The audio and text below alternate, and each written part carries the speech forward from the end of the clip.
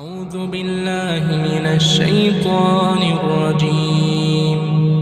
بسم الله الرحمن الرحيم. لولا إذ سمعتموه ظن المؤمنون والمؤمنات بأنفسهم خيرا وقالوا هذا إفك مبين لولا جاءوا عليه بأربعة شهداء فإذ لم يأتوا بالشهداء فأولئك عند الله هم الكاذبون. السلام عليكم ورحمة الله وبركاته. ഖുർആൻ പദം 1158 ദിവസത്തിലേക്ക് എല്ലാവരെയും ഹാർദമായി സ്വാഗതം ചെയ്യുന്നു. പരിശുദ്ധ ഖുർആനിലെ 24-ാമത്തെ അധ്യായമായ സൂറത്ത് നൂറിലെ 12-13 ആയത്തുകളാണ് ഇന്ന് പഠനവിധേയമാക്കുന്നത്. ക്ലാസ് ആരംഭിക്കുന്നതിനായി ആദരണീയനായ ഡോക്ടർ AI വിലായത്തുള്ള സാഹിബിനെ ക്ഷണിക്കുന്നു. السلام عليكم ورحمة الله وبركاته. أعوذ بالله من الشيطان الرجيم. بسم الله الرحمن الرحيم. لولا إذ سمعتموه ظن المؤمنون والمؤمنات بأنفسهم خيرا وقالوا هذا إفك مبين لولا جاءوا عليه بأربعة شهداء فإذ لم يأتوا بالشهداء فأولئك عند الله هم الكاذبون. صدق الله العلي العظيم. സൂറത്തുൽ നൂറിലെ 12-13 ആയത്തുകളാണ് ഞാൻ നിങ്ങളെ കേൾപ്പിച്ചിട്ടുള്ളത്. ആയിഷ റളിയല്ലാഹു അൻഹയെ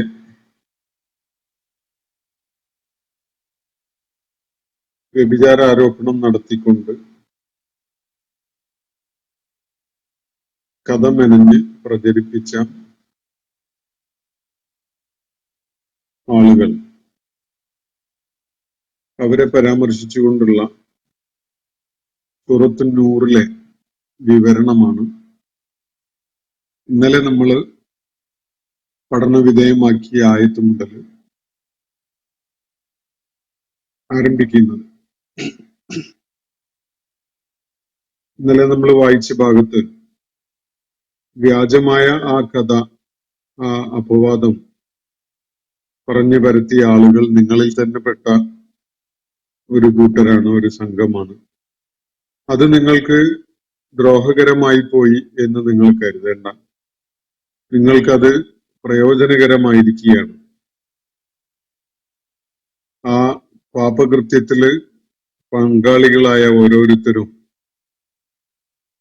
അവരുടെ അളവനുസരിച്ച് ആ കുറ്റം പേറുന്നവരായി മാറിയിട്ടുണ്ട്.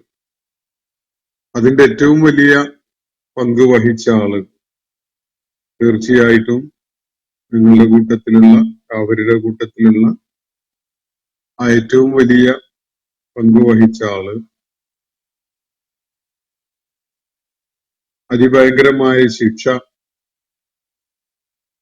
അർഹിക്കുന്നവനായിരിക്കുന്നു എന്നുകൂടിയാണ് ഇന്നലെ നമ്മൾ വായിച്ച ഭാഗത്ത് പറയുകയുണ്ടായത്. ആ ആയത്തിന്റെ തുടക്കത്തിൽ തന്നെ അത് വളരെ വ്യാജമായ ഒരു കഥയാണ്, അടിസ്ഥാനരഹിതമാണ് എന്ന് വ്യക്തമാക്കപ്പെടുകയാണ്. തുടർന്ന് സത്യവിശ്വാസികളുടെ സമൂഹത്തിൽ വലിയ ഇളക്കം സൃഷ്ടിച്ച, വലിയ പ്രയാസങ്ങളൊക്കെ ഉണ്ടാക്കിയ ആ സംഭവം, അത് നിങ്ങൾക്ക് പൂർണ്ണമായും ദ്രോഹകരമായ ഒരു കാര്യമാണ് എന്ന് സങ്കല്പിക്കേണ്ട. അതിൽ നിങ്ങൾക്ക് ചില പ്രയോജനങ്ങളുണ്ട് എന്നാണ് അള്ളാഹു ചൂണ്ടിക്കാണിക്കുകയുണ്ടായത്. തീർച്ചയായിട്ടും ഈ വ്യാജമായ കഥ മെനഞ്ഞുണ്ടാക്കി പ്രചരിപ്പിച്ച ആളുകൾ അതിന്റെ ഓരോ അളവിലും ആരൊക്കെ എന്തൊക്കെ അതിൽ ചെയ്തിട്ടുണ്ടായിരുന്നോ അതിന്റെയൊക്കെ കുറ്റം പേറുന്നവരായി മാറിയിട്ടുണ്ട്. അതിന് നേതൃത്വം കൊടുത്തുകൊണ്ട് അതിന്റെ മുഖ്യമായ പങ്ക് വഹിച്ച ആള് തീർച്ചയായിട്ടും കഠിനമായ ശിക്ഷ,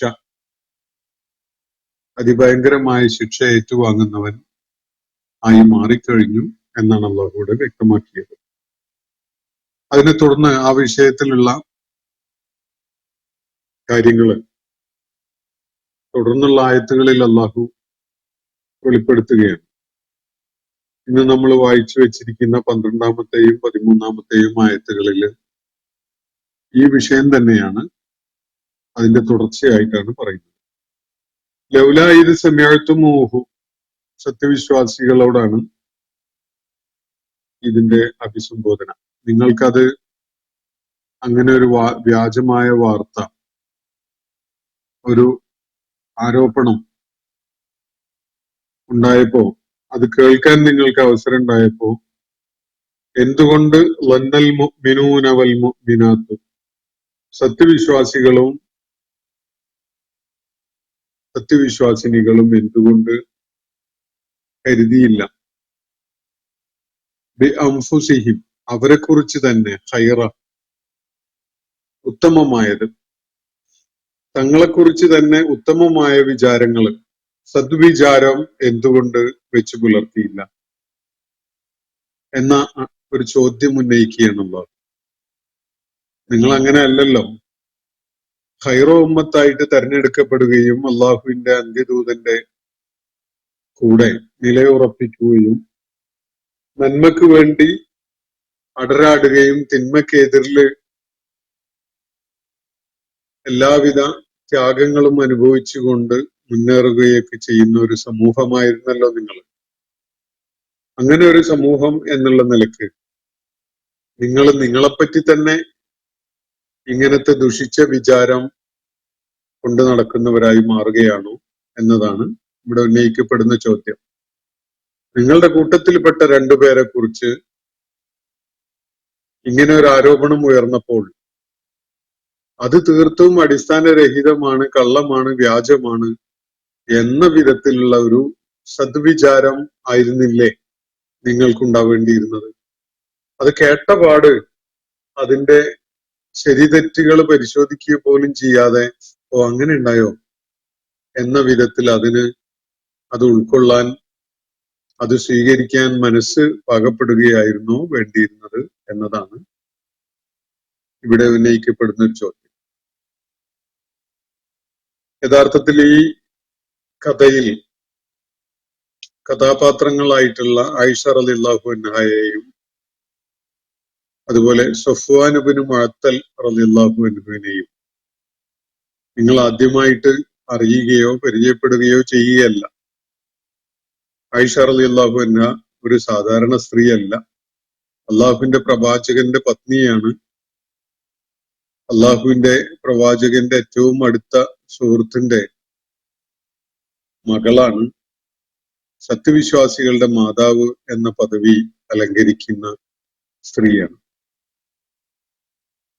അങ്ങനെ ഒരു സ്ത്രീയെ കുറിച്ച് ഇങ്ങനെ ഒരു ആക്ഷേപം ഉയരുമ്പോ, ഒരു ആരോപണം ഉന്നയിക്കപ്പെടുമ്പോ, അതേപോലെ തന്നെ സഫ്വാൻ ഇബ്നു മുഅത്തൽ എന്ന് വിളിക്കപ്പെടുന്ന ഈ സഹാബി വര്യൻ ബദർ യുദ്ധത്തിൽ പങ്കെടുത്തിട്ടുള്ള, അള്ളാഹുവിന്റെ മാർഗത്തില് ഒരുപാട് ത്യാഗപരിശ്രമങ്ങളിൽ ഏർപ്പെട്ടിട്ടുള്ള ഒരു വളരെ നല്ല ഒരു പേരും കീർത്തിയും ഒക്കെയുള്ള ഒരു വ്യക്തിയാണ്. ഇതും നിങ്ങൾക്കറിയാം. ഇവര് രണ്ടുപേരും അടങ്ങുന്ന ഇസ്ലാമിക സമൂഹം ലോകത്തെ തന്നെ ഏറ്റവും ഉത്കൃഷ്ടരായ മനുഷ്യര് രൂപപ്പെടുത്തപ്പെടുന്ന ഒരു പ്രക്രിയയിലൂടെ കടന്നു പോകുന്ന ഒരു ഘട്ടത്തില് ലോകത്തിന് തന്നെ മാതൃകയായ ആളുകളാണ്. എന്ന് പറഞ്ഞാൽ നിങ്ങളെല്ലാവരും തന്നെ ഒരു ഉത്തമ സമൂഹത്തിന്റെ ഭാഗമായിട്ടുള്ള ആളുകളാണ്. അങ്ങനെയുള്ള ഉത്തമ സമൂഹത്തിലെ അംഗങ്ങളെ കുറിച്ച് ഇങ്ങനെ ഒരു ആരോപണം ഉന്നയിക്കപ്പെട്ടപ്പോ നിങ്ങൾ അത് വേഗം വിഴുങ്ങുകയായിരുന്നു വേണ്ടിയിരുന്നത്. അള്ളാഹു ചോദിക്കുന്ന ലൗലാ ഇത് സമയത്തുമൂഹു, ഈ കഥ കേൾക്കാനിടയായപ്പോ എന്തുകൊണ്ട് വന്നൽ മുഅ്മിനൂന വൽ മുഅ്മിനാത്തു ബിഅൻഫുസിഹിം ഖൈറ, സത്യവിശ്വാസികളും സത്യവിശ്വാസിനികളും അവരെക്കുറിച്ച് തന്നെ സദ്വിചാരം വെച്ച് പുലർത്തിയില്ല. അതല്ലേ വേണ്ടിയിരുന്നത്. നമ്മളുടെ കൂട്ടത്തിൽ ഒരാൾ അങ്ങനെ ഒരിക്കലും ഉണ്ടാവില്ല എന്നുള്ള ധാരണയിൽ പ്രതികരിക്കുകയും പ്രവർത്തിക്കുകയും ആയിരുന്നില്ലേ വേണ്ടിയിരുന്നത്. ആരെങ്കിലും എന്തെങ്കിലും അടിസ്ഥാനരഹിതമായ കഥ ഉണ്ടാക്കി അങ്ങ് പ്രചരിപ്പിക്കുന്നതോടുകൂടി അതാണ് ശരി എന്ന് കരുതിക്കൊണ്ട് അതിന്റെ പുറകെ പോവുകയോ അതിന്റെ സ്വാധീന വലയത്തിൽ പെട്ടുപോവുകയോ ചെയ്യുകയാണോ നിങ്ങൾ വേണ്ടത്? നിങ്ങൾക്ക് നിങ്ങളെക്കുറിച്ച് തന്നെയുള്ള വിശ്വാസം അത്രയും ദുർബലമായി പോയോ എന്നതാണ് അള്ളാഹു സത്യവിശ്വാസികളോടായിട്ട് ഇവിടെ ഉന്നയിക്കുന്ന ചോദ്യം. ലൗലാ ഇദ് സമയത്തുമൂഹു ലന്നൽ മുഅ്മിനൂന വൽ മുഅ്മിനാത്തു ബിഅൻഫുസിഹിം ഖൈറ. അവരെന്തായിരുന്നു വേണ്ടിയിരുന്നത്? വഖാലു, അവര് ഇങ്ങനെ പറയുകയായിരുന്നില്ലേ വേണ്ടിയിരുന്നത്? അതാ ഇഫ്കും മുബീൻ, ഇത് വളരെ വ്യക്തമായിട്ടും വ്യാജമായ, ചമച്ചുണ്ടാക്കിയ, കെട്ടിയുണ്ടാക്കിയ ഒരു കള്ളക്കഥ മാത്രമാണ് എന്ന് പറയുകയായിരുന്നില്ലേ അവര് വേണ്ടിയിരുന്നത് എന്നതാണ് അള്ളാഹുവോട് ചോദിക്കുന്നത്. ഇങ്ങനെ ഒരു കഥ കേൾക്കാനിടയായപ്പോ വിശ്വാസികളും വിശ്വാസിനികളും ഇതൊന്നും ഉണ്ടാവില്ല കേട്ടോ, ഇത് പച്ചക്കള്ളന്മാരോ ചമച്ചുണ്ടാക്കി പറയുകയാണ് എന്ന് പറഞ്ഞുകൊണ്ട് തങ്ങളുടെ കൂട്ടത്തിൽ തന്നെയുള്ള ഉത്തമരായ മനുഷ്യരെ കുറിച്ച് സദ്വിചാരം ഉയർത്തിപ്പിടിക്കുകയായിരുന്നില്ലേ വേണ്ടിയിരുന്നത് എന്നാണ് അള്ളാഹു വിശ്വാസികളോടും വിശ്വാസിനികളോടുമായിട്ട് ഇവിടെ ഉയർത്തുന്ന ചോദ്യം. ലൗലാ ജാഉ അലൈഹി ബിഅർബഅതി ശുഹദാ. ഇനി അള്ളാഹു പറയുന്നത് അവരെന്തുകൊണ്ട് 4 സാക്ഷികളെ കൊണ്ടുവരാൻ കൂട്ടാക്കിയില്ല? ആരോപണം എടുത്തെറിഞ്ഞിരിക്കുകയാണല്ലോ. പക്ഷെ ആരോപിക്കുന്ന, വ്യഭിചാരാരോപണം നടത്തുന്ന ആളുകൾ അള്ളാഹുവിന്റെ കഠിനമായ ശിക്ഷ ഏറ്റുവാങ്ങാതിരിക്കണമെങ്കിൽ അതിന് ഉപോത്ബലകമായിട്ട് 4 ദൃക്സാക്ഷികളെ ഹാജരാക്കേണ്ടതുണ്ട്. തങ്ങളുടെ നഗ്നനേത്രങ്ങൾ കൊണ്ട് നിങ്ങൾക്ക് നേരിട്ട് കാണാൻ സാധിച്ചു ഇങ്ങനെ ഒരു സംഭവം എന്ന വിധത്തില് പറയാൻ കഴിയുന്ന 4 വിശ്വാസയോഗ്യരായ സാക്ഷികളെ ഹാജരാക്കല് നിർബന്ധാണല്ലോ. എന്നിട്ടെന്തേ ഇവര് ഇതിന് സാക്ഷികളെ ഹാജരാക്കാതിരുന്നത്? ലൗലാ ജാഉ അലൈഹി ബിഅർബഅതി ശുഹദാ. ഈ വിഷയത്തിൽ അവരുന്നയിച്ച ഈ ആരോപണത്തിന്റെ കാര്യത്തില് 4 സാക്ഷികളെ എന്തുകൊണ്ട് അവര് കൊണ്ടുവന്നില്ല? ഫഇദ് ലം യഅ്തു ബിശ്ശുഹദാ. സാക്ഷികളെ അവര് ഹാജരാക്കിയില്ല എന്ന കാരണത്താൽ തന്നെ ഫഉലൈക ഇൻദല്ലാഹി ഹുമുൽ കാദിബൂൻ. അവർ അള്ളാഹുവിന്റെ അടുക്കൽ, അള്ളാഹുവിന്റെ വീക്ഷണത്തിൽ, അള്ളാഹുവിന്റെ പക്ഷത്ത് നിന്ന് നോക്കുമ്പോൾ അവര് കള്ളം പറയുന്നവരാണ്, കാദിബുകളാണ്. വ്യഭിചാര ആരോപണം ഉന്നയിക്കുകയും സാക്ഷികളെ ഹാജരാക്കാതിരിക്കുകയും ചെയ്യുന്നു എന്ന് പറയുന്ന അവസ്ഥ തന്നെ അവര് വ്യാജന്മാരാണ് എന്നതിന് വ്യക്തമായ തെളിവാണ് അള്ളാഹുവിന്റെ വീക്ഷണത്തിൽ. ഇതാണ് അള്ളാഹുവിടെ വ്യക്തമാക്കുന്നത്.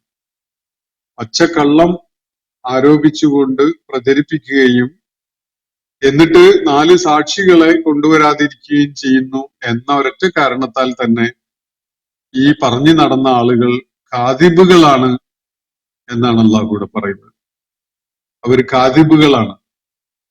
സാക്ഷ്യമില്ലാതെ പറയാവുന്ന ഒരു കാര്യമേ അല്ല വ്യഭിചാരം എന്നത്. എന്നാൽ ഈ ആളുകള് ഒരു അടിസ്ഥാനവും ഇല്ലാതെ കേവലം ഒരു സാഹചര്യം വെച്ചുകൊണ്ട് ഊഹങ്ങൾ നടത്തി ആ ഊഹങ്ങളുടെ അടിസ്ഥാനത്തില് കഥ പ്രചരിപ്പിക്കുകയാണ് ചെയ്യുന്നത്. അവരൊരിക്കലും തന്നെ അതിന് സാക്ഷ്യം കൊണ്ടുവരുന്നില്ല. അവര് തന്നെയും സാക്ഷികളായിരുന്നുമില്ല.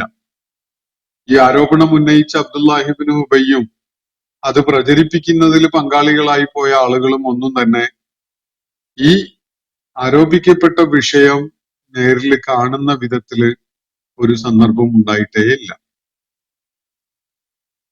ബനുൽ മുസ്തലിഖ് ഗോത്രക്കാരുമായുള്ള യുദ്ധം കഴിഞ്ഞ് മടങ്ങുന്നതിനിടക്ക്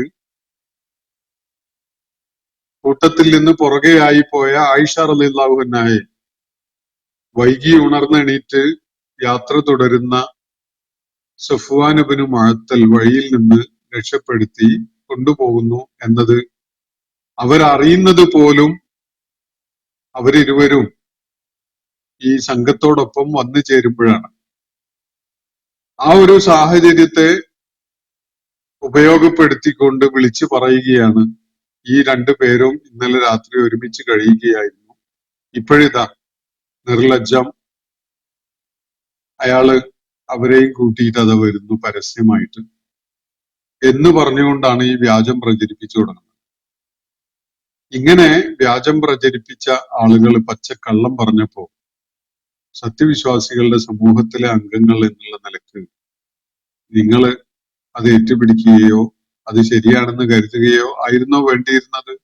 അതോ ഞങ്ങളെ കൂട്ടത്തിൽപ്പെട്ട ഈ ഉത്കൃഷ്ടരായ മനുഷ്യര് അങ്ങനെയുള്ള തെറ്റുകൾ ചെയ്യുന്നവരല്ല എന്ന ഒരു ധാരണ, ആ ധാരണയിൽ നിന്നുകൊണ്ട് നിലപാട് സ്വീകരിക്കുകയായിരുന്നോ വേണ്ടിയിരുന്നത്?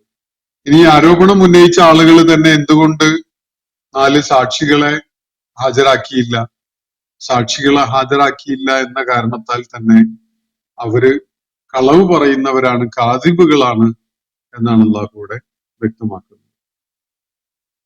ഇതില് ചില കാര്യങ്ങൾ നമുക്ക് അനുമാനിക്കാനും മനസ്സിലാക്കാനും ഒക്കെ ഉള്ളത്, ആരോപണം ഉന്നയിച്ച ആളുകൾ ഈ പറയപ്പെടുന്ന തെറ്റ് അല്ലെങ്കിൽ പാപകൃത്യം ചെയ്തു എന്ന് പറയുന്ന പരിസരത്ത് എവിടെ ഉണ്ടായിട്ടില്ല. അവർ ഈ രണ്ടാളുകളെ ഒരുമിച്ച് വരുന്നു എന്നത് കണ്ടു എന്നതല്ലാത്ത യാതൊരു തെളിവും അവരുടെ കയ്യിലില്ല. എന്നിട്ടും അവര് നേരെ കയറി വ്യഭിചാരാരോപണം നടത്തുകയാണ്. എന്ന് വെച്ചാൽ ഈ ആരോപണം ഉന്നയിച്ച ആള് ഇതുപോലെ ഒരു അവസരം കിട്ടിയാൽ ഇങ്ങനെ ചെയ്യുമെന്നാണോ സൂചിപ്പിക്കുന്നത്?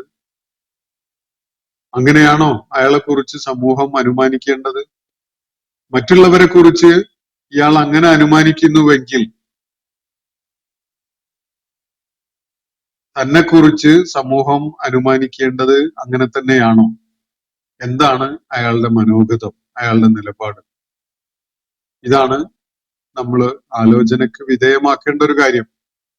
ഒരാണിനെയും പെണ്ണിനെയും ഒരുമിച്ച് കണ്ടു എന്ന് പറഞ്ഞാൽ, ഒരാണും പെണ്ണും തനിച്ചായി പോയാൽ പിന്നെ ഈ കൂട്ടത്തിൽപ്പെട്ട ആളുകൾ ആദ്യം ചെയ്യുക അവളെ മാനഹാനിപ്പെടുത്തലും എന്നിട്ട് പിന്നെ അവളെയും കൊണ്ട് സംഘത്തോടൊപ്പം വന്നു ചേരലുമാണോ?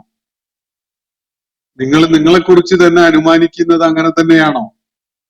ആളുകൾ നിങ്ങളെക്കുറിച്ച് കരുതേണ്ടതും അങ്ങനെയാണ് എന്നാണോ നിങ്ങൾ കരുതുന്നത്? ഇതാണ് അള്ളാഹു ഉന്നയിക്കുന്ന ചോദ്യത്തിന്റെ ഒരു മർമ്മം. ഇവിടെ വ്യഭിചാരാരോപണം നടത്തിയെന്ന് ചരിത്ര സ്രോതസ്സുകളിൽ നിന്ന് വ്യക്തമാകുന്ന അബ്ദുല്ലാഹിബ്നു ഉബയ്യ് ഒരിക്കലും തന്നെ അത്തരം ഒരു സാഹചര്യത്തിന് സാക്ഷിയായിട്ടില്ല. നട്ടുച്ച നേരത്ത് ആയിഷ റളിയല്ലാഹു അൻഹയെ ഒട്ടകപ്പുറത്ത് ഇരുത്തിക്കൊണ്ട് ഒട്ടകക്കയറും പിടിച്ച് സഫ്വാൻ ഇബ്നു മുഅത്തൽ അവരോടൊപ്പം വന്നു ചേരുന്ന ഒരു കാഴ്ച അവർ കണ്ടു എന്നതല്ലാത്ത യാതൊന്നും അവരെ സംബന്ധിച്ചിടത്തോളം ഊഹം കൊണ്ടോ അനുമാനം കൊണ്ടോ ഒക്കെ പറയുകയല്ലാതെ യാതൊന്നും പറയാൻ സാധിക്കുമായിരുന്നില്ല. എന്നിട്ടും അവര് പച്ചക്കള്ളം പറഞ്ഞ് പ്രചരിപ്പിക്കുകയാണ്. അപ്പൊ നമ്മുടെ കുടുംബത്തിലെ, നമ്മുടെ സംഘത്തിലെ ഏറ്റവും ഉത്കൃഷ്ടരായ മനുഷ്യർ ഇങ്ങനെയുള്ള ദുരാരോപണം അവരുടെ മേൽ ചിലർ നടത്തുമ്പോ ഒന്നാമതായിട്ട് നമ്മളുടെ നിലപാട് എന്തായിരിക്കണം? നിങ്ങൾക്ക് നിങ്ങളെക്കുറിച്ച് തന്നെയുള്ള വിചാരം എത്രയേ ഉള്ളൂ എന്നതല്ലേ ഇതുകൊണ്ട് വരുന്നത്? നിങ്ങൾ കരുതേണ്ടിയിരുന്നത് അതാണോ? നിങ്ങളിൽ തന്നെ പെട്ട ആളുകള് ഇങ്ങനെയുള്ള പാപകർമ്മങ്ങള് അതും നിർലജ്ജം ചെയ്തു കളയും എന്നാണോ നിങ്ങൾ സങ്കല്പിക്കുന്നത്? യഥാർത്ഥത്തിൽ കഴിഞ്ഞ ദിവസം നമ്മൾ അബു അയ്യൂബുൽ അൻസാരിയുടെയും ഉമ്മു അയ്യൂബുൽ അൻസാരിയുടെയും ഈ സംഭവത്തോടുള്ള പ്രതികരണം മനസ്സിലാക്കിയതാണ്. ഉമ്മു അയ്യൂബ് ഈ വിഷയം ഇങ്ങനെ ഒരു പ്രശ്നം ഉണ്ടല്ലോ എന്ന് കേട്ടപ്പോ എന്ന വിധത്തിൽ പറഞ്ഞപ്പോ അബു അയ്യൂബ് അൽ അൻസാരി റളിയല്ലാഹു അൻഹു അതിൽ ഇടപെട്ടുകൊണ്ട് തിരുത്തുന്ന ഒരു രംഗം നമ്മൾ ഇന്നലെ മനസ്സിലാക്കി. ആയിഷ റളിയല്ലാഹു അൻഹയുടെ സ്ഥാനത്ത് നിങ്ങളായിരുന്നെങ്കിൽ ഇങ്ങനെ ചെയ്യുമായിരുന്നോ എന്നാണ് അബൂ അയ്യൂബ് അൻസാരി ചോദിക്കുന്നത്. എങ്കിൽ നിങ്ങളെക്കാൾ എത്രയോ ഉത്തമയായ സ്ത്രീയാണ് അള്ളാഹുവിന്റെ ദൂതന്റെ പത്നിയായ സത്യവിശ്വാസികളുടെ മാതാവായ ആയിഷ റളിയല്ലാഹു അൻഹ. അതുപോലെ സഫ്വാൻ ഇബ്നു മുഅത്തൽ വളരെ ഉത്തമനായ ഒരു സഹാബി വര്യനാണ്.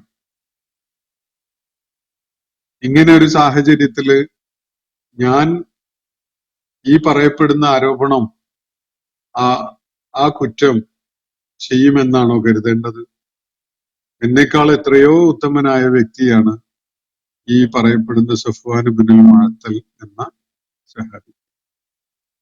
യഥാർത്ഥത്തില് അബൂ അയ്യൂബ് അൻസാരി ഒക്കെ കാണിച്ചിട്ടുള്ള ആ സാംസ്കാരികമായ ഔന്നത്യം അല്ലെങ്കിൽ അത്തരം ഉത്തമമായ സ്വഭാവ ഗുണങ്ങൾ, ഇതാണ് ഇസ്ലാമിക സമൂഹത്തിന്റെ അതിനെ കെട്ടുറപ്പുള്ളതാക്കി മാറ്റുന്ന ഏറ്റവും നന്മയിൽ അധിഷ്ഠിതമായിട്ടുള്ള സ്വഭാവ ഗുണങ്ങൾ.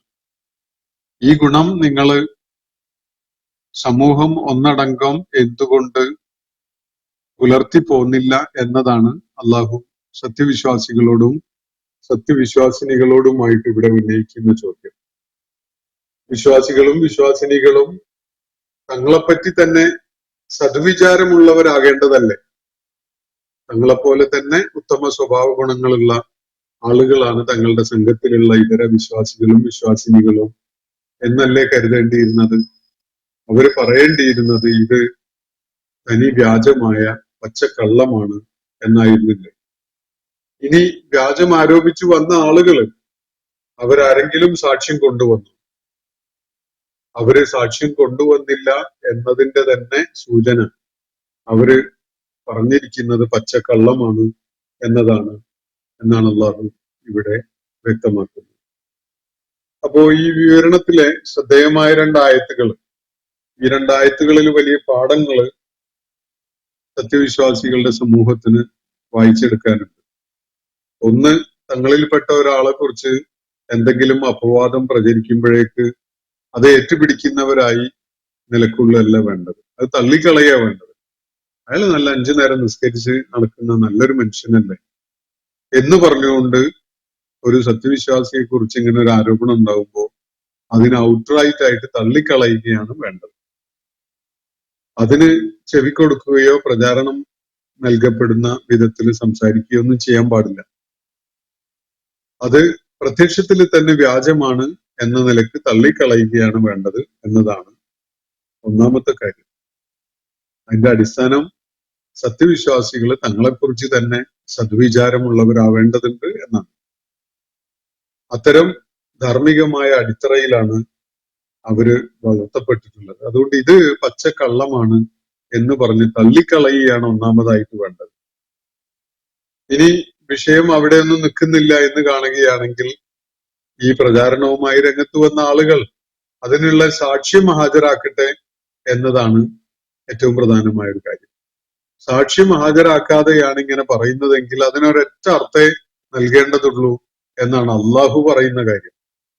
അത് അവര് വ്യാജന്മാരാണ്, കള്ളന്മാരാണ്, കാദിബുകളാണ് എന്നതാണ്. അവരുടെ കാര്യത്തിൽ അള്ളാഹു തീരുമാനിച്ചത് അവര് കാദിബുകളാണെങ്കിൽ അള്ളാഹുവിന്റെ ദൂതൻ തീർച്ചയായിട്ടും അങ്ങനെ തന്നെയാണ് തീരുമാനിക്കുക. അള്ളാഹുവും അവന്റെ ദൂതനും അവരെ കാദിബുകളായിട്ട് കാണുന്നുവെങ്കിൽ പിന്നെ സത്യവിശ്വാസികള് വ്യത്യസ്തമായ ഒരു നിലക്ക് അവരെ കാണാൻ പാടില്ല. അങ്ങനത്തെ ആരോപണവുമായിട്ട് വരുന്നവർ കള്ളന്മാരാണ്, വ്യാജം പറയുന്നവരാണ്, കാദിബുകളാണ് എന്ന് തന്നെയാണ് അവര് മനസ്സിലാക്കേണ്ടത് എന്നതാണ് ഇവിടെ സൂചിപ്പിക്കപ്പെടുന്ന കാര്യം. ഇവിടെ പ്രശ്നത്തിന്റെ ഗൗരവം വർദ്ധിപ്പിക്കുന്ന ഒരു വിഷയം, ഒരു സാധാരണ സഹാബി സ്ത്രീയാണ് ആയിരുന്നെങ്കിൽ പോലും ഇത് വളരെ ഗൗരവമുള്ള ഒരു വിഷയമാണ്. പക്ഷെ ഇവിടെ വിവാഹം നിഷിദ്ധമായ രണ്ടാളുകൾക്കിടയിലാണ് ഈ ആരോപണം ഉന്നയിക്കപ്പെട്ടിട്ടുള്ളത്. ഒന്ന് സഫ്വാൻ ഇബ്നുൽ മുഅത്തൽ എന്നത് സഹാബി വര്യനാണ്, സത്യവിശ്വാസികളുടെ സമൂഹത്തിലെ ഒരു അംഗമാണ്, ബദറിലൊക്കെ പങ്കെടുത്തിട്ടുള്ള ആളാണ്. രണ്ടാമത്തത് ആയിഷ റളിയല്ലാഹു അൻഹ പ്രവാചക പത്നിയാണ്. ഒരിക്കലും തന്നെ പ്രവാചക പത്നിമാർക്ക് അള്ളാഹുവിന്റെ ദൂതൻ അവരെ വിവാഹമോചനം ചെയ്താലോ അല്ലെങ്കിൽ അള്ളാഹുവിന്റെ ദൂതന്റെ മരണശേഷം അവര് വിധവയായി കഴിയുമ്പോഴോ അവരെ വിവാഹം ചെയ്യുക എന്നത് സാധ്യമല്ലാത്ത, പാടില്ലാത്ത, വിലക്കുള്ള ഹറാമായ കാര്യമാണ്. സ്വന്തം മാതാവിനെ വിവാഹം ചെയ്യുന്നത് ഏത് വിധത്തില് പാടില്ലാത്തതാണോ അതേ വിധത്തില് പാടില്ലാത്ത സംഗതിയാണ് സത്യവിശ്വാസികളുടെ മാതാക്കൾ എന്ന പേരിൽ അള്ളാഹു വിശേഷിപ്പിച്ചിട്ടുള്ള പ്രവാചക പത്നിമാരെ വിവാഹം ചെയ്യുക എന്നത്. ഇവിടെ വിവാഹം വിലക്കുള്ള രണ്ടാളുകളെ കുറിച്ചാണ് ഈ ആരോപണം ഉന്നയിക്കപ്പെട്ടിരിക്കുന്നത് എന്നത്, അതും മനുഷ്യ സമൂഹത്തിൽ ഏറ്റവും ഉത്കൃഷ്ടരായ ആളുകളുടെ കുടുംബം, അള്ളാഹുവിന്റെ പ്രവാചകന്റെ കുടുംബത്തിൽപ്പെട്ട ഒരാളെ ഈ വിധത്തിലാണ് ഈ വിഷയം വളരെ കൂടുതൽ ഗൗരവമുള്ളതായിട്ട് മാറുന്നത് എന്നത് നമ്മൾ ശ്രദ്ധിക്കേണ്ടതുണ്ട്. ഇനി ഇക്കാര്യത്തില് എന്തുകൊണ്ട് ഇത് വ്യാജമാണ് എന്ന് പറയാൻ സത്യവിശ്വാസിനികളും മുതിർന്നില്ല എന്നൊരു ചോദ്യം അള്ളാഹുവിടെ ഉന്നയിച്ചല്ലോ. ഈ ചോദ്യം അള്ളാഹുവിന്റെ പ്രവാചകനെ കുറിച്ചും അതുപോലെ ആയിഷ റളിയല്ലാഹു അൻഹയുടെ മാതാപിതാക്കളെ കുറിച്ചും കൂടി ബാധകമാണ്. എന്തുകൊണ്ട് അവര് ഇത് വ്യാജമാണ് എന്ന് പറഞ്ഞില്ല? പച്ചക്കള്ളം ചമച്ചുണ്ടാക്കിയതാണ് എന്ന് പറയാൻ അവരൊന്നും കൂട്ടാക്കിയില്ല എന്നൊരു ചോദ്യം സ്വാഭാവികമായിട്ടും ഉയർന്നു വരും. അതിന് ഈ വിഷയത്തിന്റെ യുക്തിപരമായ തലത്തിൽ നിന്നുകൊണ്ടുള്ള ഒരു പഠനം ആവശ്യമാണ്. മറ്റൊരാളെ കുറിച്ചാണ് ഈ ആരോപണം ഉന്നയിച്ചിരുന്നതെങ്കിൽ നബി സല്ലല്ലാഹു അലൈഹി വസല്ലമയും ഉയർന്ന സഹാബിമാരും ഒക്കെ തന്നെ അത് ഔട്ട്റൈറ്റ് ആയിട്ട് തള്ളിക്കളയുമായിരുന്നു. കാരണം അള്ളാഹുവിന്റെ നിർദ്ദേശം തന്നെ സത്യവിശ്വാസികളെ കുറിച്ച് സദ്വിചാരം ഉണ്ടാവേണ്ടതുണ്ട് എന്നതാണല്ലോ. പക്ഷെ ഇവിടെ വിഷയം നബി സല്ലല്ലാഹു അലൈഹി വസല്ലമക്ക് നിഷേധിക്കാൻ പറ്റാത്ത ഒരു ഡെലിക്കസി അടങ്ങിയിട്ടുള്ള വിധത്തിലാണ് ആരോപണം ഉയർന്നിരിക്കുന്നത്. നബി സല്ലല്ലാഹു അലൈഹി വസല്ലമയുടെ പത്നിയെ കുറിച്ചാണ്. സ്വാഭാവികമായിട്ടും അത് പച്ചക്കള്ളമാണ് എന്ന് പറഞ്ഞുകൊണ്ട് നബി സല്ലല്ലാഹു അലൈഹി വസല്ലം രംഗത്ത് വരികയാണെങ്കിൽ സംഭവിക്കാൻ പോകുന്നത് നബി സല്ലല്ലാഹു അലൈഹി വസല്ലമയെ ആളുകൾ തള്ളിക്കളയും എന്നതാണ്. അദ്ദേഹത്തെ തന്റെ പത്നി മയക്കിയെടുത്തതാണ്, എന്നിട്ട് ഇനി അവൾ എന്ത് തെറ്റ് ചെയ്താലും അദ്ദേഹം അതിനെ ന്യായീകരിച്ചുകൊണ്ട് അങ്ങനെ ഇല്ല എന്ന് പറയുന്ന ഒരു രീതിയെ പിന്തുടരുകയുള്ളൂ എന്ന വിധത്തിൽ ജനങ്ങൾ പറയാൻ കാരണമാവുകയാണ് അതുകൊണ്ടുണ്ടാവുക. ഇനി എന്നിട്ട് പോലും ഒരു ഘട്ടത്തില് മദീനയിലെ മസ്ജിദ് നബവിയില് മിമ്പറിൽ കയറി പ്രസംഗിച്ചുകൊണ്ട് നബി സല്ലല്ലാഹു അലൈഹി വസല്ലം പറയുകയുണ്ടായി, ഞാൻ എന്റെ ഭാര്യയില് അല്ലെങ്കിൽ ഈ പറയപ്പെട്ട ആരോപണ വിധേയനായ വ്യക്തിയില് എന്തെങ്കിലും സ്വഭാവ ദൂഷ്യവും ഇതുവരെ കാണാനിടയായിട്ടില്ല എന്ന് വരെ നബി സല്ലല്ലാഹു അലൈഹി വസല്ലം പറയുകയുണ്ടായിട്ടുണ്ട്. എന്നാൽ പോലും ഇത് പച്ചക്കള്ളമാണ്, വ്യാജമാണ്, അടിസ്ഥാനരഹിതമാണ് എന്ന് തറപ്പിച്ചു പറയാൻ അള്ളാഹുവിന്റെ ദൂതൻ മുതിരുകയുണ്ടായിട്ടില്ല. അതിന്റെ ഒരു സ്വാഭാവികമായ കാരണം ഈ ആക്ഷേപം ഉന്നയിക്കപ്പെട്ടിരിക്കുന്നത് നബി സല്ലല്ലാഹു അലൈഹി വസല്ലമയുടെ പത്നിയെ കുറിച്ചായതുകൊണ്ടും അതില് ജനങ്ങൾക്ക് കാര്യങ്ങൾ ബോധ്യമാവാൻ അവസരം ഉണ്ടാവേണ്ടതുണ്ട്, എന്നാലേ അത് നിഷേധിച്ചാൽ അവർ അംഗീകരിക്കാൻ പോകുന്നുള്ളൂ എന്ന ഒരു തോന്നലുള്ളത് കൊണ്ടും ആയിരിക്കാനാണ് സാധ്യത. അബൂബക്കർ റളിയല്ലാഹു അൻഹുവും ഉമ്മു റുമാനയും എന്ന് പറഞ്ഞാൽ ആയിഷ റളിയല്ലാഹു അൻഹയുടെ ഉമ്മായും ഇത് പരസ്യമായി നിഷേധിക്കാൻ മുതിരാതിരുന്നതിനും ഒരു കാരണമുണ്ട്. അവര് സ്വന്തം മകളെ കുറിച്ചാണ് പറയേണ്ടത്. സ്വന്തം മകളെ ന്യായീകരിച്ചുകൊണ്ട്, സ്വന്തം മകളെ സംരക്ഷിച്ചുകൊണ്ടുള്ള സംസാരമാണ് അവര് നടത്തുന്നത് എന്ന ഒരു ആരോപണം ഉയരാൻ മാത്രമേ ആ തെറ്റ് നിഷേധിച്ചത് കൊണ്ട് ഗുണമുണ്ടാവുകയുള്ളൂ. എന്നാൽ സത്യവിശ്വാസികൾക്ക് പൊതുവായിട്ട് അവരുടെ അവസ്ഥ ഇങ്ങനെ ആയിരുന്നില്ല. നേരിട്ട് ഈ ഇത്തരത്തിലുള്ള ബന്ധമില്ലാത്ത എല്ലാവർക്കും തന്നെ അത് ഔട്ട്റൈറ്റ് ആയിട്ട് തള്ളിക്കളയുകയും അത് വ്യാജമാണ്, കള്ളം പറയുകയാണ് എന്ന് പറയുകയും ചെയ്യാമായിരുന്നു എന്നാണ് ഖുർആൻ ഇവിടെ നൽകുന്ന സൂചന. ഇന്നത്തെ സെഷൻ ഞാനിവിടെ അവസാനിപ്പിക്കുകയാണ്. വളരെ അടിസ്ഥാനരഹിതമായ ഒരു ആരോപണം ഉന്നയിച്ചുകൊണ്ടാണ് അള്ളാഹുവിന്റെ പത്നിയെ ഈ കപടവിശ്വാസികളിൽപ്പെട്ട ആളുകള് ഈ വിധത്തില് പ്രയാസപ്പെടുത്തുകയുണ്ടായത്. അള്ളാഹുവിന്റെ പ്രവാചകനെ സ്വാഭാവികമായിട്ടും വളരെ കടുത്ത മാനസിക പീഡനങ്ങൾക്ക് ഇതിനെ തുടർന്ന് അവര് വിധേയമാക്കുകയാണ് എന്നത് നമുക്ക് മനസ്സിലാക്കാൻ സാധിക്കും. അഹ്സാബ് യുദ്ധത്തോടുകൂടി അല്ലെങ്കിൽ അതിനെ തുടർന്ന് ബനുൽ മുസ്തലിഖ് ഗോത്രക്കാർക്കെതിരെ നടന്ന യുദ്ധത്തോടുകൂടി സൈനികമായിട്ട് മുഹമ്മദ് നബി സല്ലല്ലാഹു അലൈഹി വസല്ലമയെ അദ്ദേഹത്തോടൊപ്പമുള്ള സംഘത്തെ ഇനി തറ പറ്റിക്കാൻ സാധിക്കുകയില്ല എന്ന് ബോധ്യമായ ഇസ്ലാമിന്റെ ശത്രുക്കൾ ആന്തരികമായി ഇസ്ലാമിക സമൂഹത്തെ തകർക്കാനും നശിപ്പിക്കാനും ഒക്കെ വേണ്ടി നടത്തുന്ന ചില ശ്രമങ്ങളാണ് നമ്മളിവിടെ കണ്ടുകൊണ്ടിരിക്കുന്നത് എന്ന് സാന്ദർഭികമായിട്ട് സൂചിപ്പിക്കുകയാണ്. അള്ളാഹു നമ്മെ എല്ലാവരെയും അനുഗ്രഹിക്കുമാറാവട്ടെ. വാഖിറു ദഅ്വാന അനിൽ ഹംദുലില്ലാഹി റബ്ബിൽ ആലമീൻ. അസ്സലാമു അലൈക്കും വറഹ്മത്തുള്ളാഹി വബറകാതുഹു. ഇന്നത്തെ ഖുർആൻ പദം ഇവിടെ സമാപിക്കുന്നു. ഖുർആൻ പഠനത്തിൽ പങ്കെടുത്ത എല്ലാവർക്കും അള്ളാഹു അർഹമായ പ്രതിഫലം നൽകി അനുഗ്രഹിക്കട്ടെ. വആഖിറു ദഅ്വാന അനിൽ ഹംദുലില്ലാഹി റബ്ബിൽ ആലമീൻ. അസ്സലാമു അലൈക്കും വറഹ്മത്തുള്ളാഹി വബറകാതുഹു.